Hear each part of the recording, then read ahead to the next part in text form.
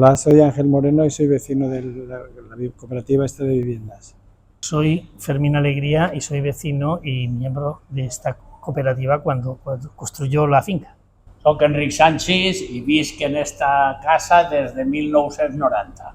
Son dos fincas que tienen 7 alturas. La del número 1 de Real de Gandía tiene 40 viviendas y la de Real de Gandía número 3, que es en la que estamos, tiene 39 viviendas. No hay dos viviendas iguales. Una curiositat que té és que té un jardí a l'altura de la segona planta.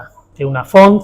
Una altra curiositat que té és que té un forat en el mig, que passa d'una part a l'altra de la finca, que tot se sosté en columnes i dona una sensació d'escalonament per dins i per fora. Yo en un principio no sabía ni si tenía esta forma o este diseño o esta distribución.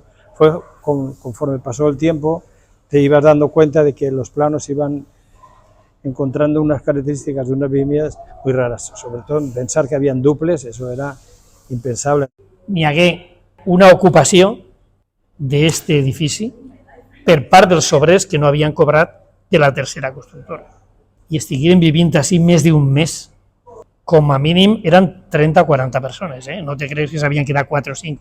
Va ser una experiència important. Jo crec que sí que ha valgut la pena. Els avantatges compensen els inconvenients, perquè realment, després dels anys passats, pot dir-se que és un edifici atractiu, no? Que crida l'atenció, que trenca una miqueta la monotonia de la urbanització convencional.